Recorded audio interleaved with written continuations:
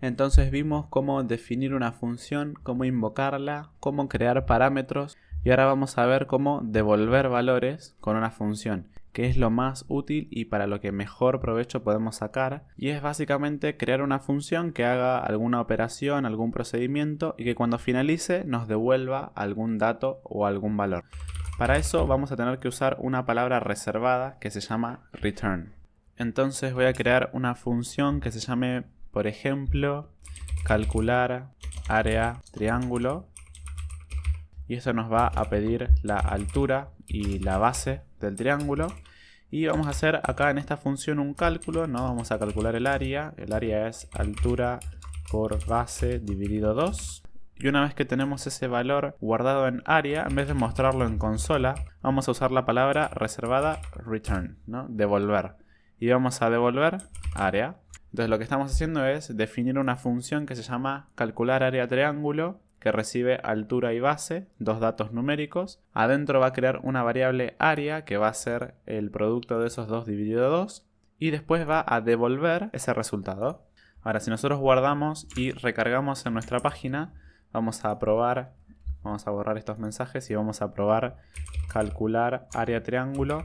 Y le voy a pasar, por ejemplo, 10 de altura y 20 de base. Y me devuelve 100. Entonces, ¿cuál es la diferencia con esto? Es que esto no está haciendo un console log, sino que esta función me está devolviendo el dato para que yo haga algo con ese dato. Entonces yo podría crear una variable que sea triángulo de base 20 y altura 10, por ejemplo, altura 10, y decirle que es calcular área triángulo y indicarle entonces 10, 20. Cada vez que yo acceda a esta variable me muestra 100. Esto es porque esta función hace el cálculo y después devuelve o arroja este dato. Vamos a crear otro. En este caso esta función devuelve un valor numérico. Vamos a crear una variable que nos devuelva un valor booleano, por ejemplo. Esta se va a llamar isEven, ¿no? Como para hacer un procedimiento que nos indique si un número es par o impar. Y va a recibir ese número, ¿no?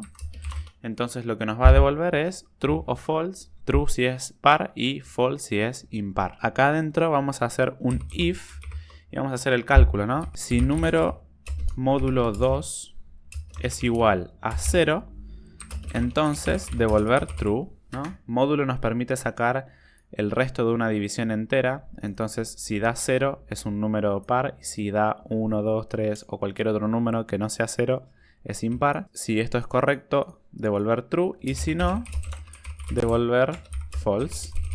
Vamos a probarlo en el navegador. Yo voy a venir acá, voy a recargar, borrar estos mensajes y escribir isEven y le voy a pasar 2, me devuelve true.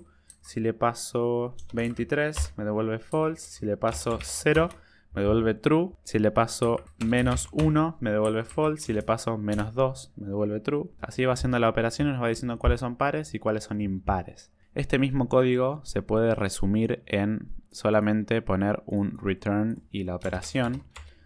Esto mismo de acá va a dar un valor de verdad, ¿no? Porque primero lo que hace es evaluar una operación aritmética y de este número hacer una operación de comparación, ¿no? Entonces devuelve true o false, por lo que podría poner directamente return y la operación, ¿no? Y el funcionamiento sería el mismo. El punto es que las funciones tienen también este concepto de entrada, proceso y salida, en donde entrada nosotros le damos datos por parámetros con argumentos, tiene un proceso, tiene algún procedimiento interno con esos datos y al final con return nos da la salida, o sea, nos da un resultado y con ese resultado nosotros podemos guardarlo en una variable, crear condicionales, loops o lo que nosotros necesitemos para nuestros programas.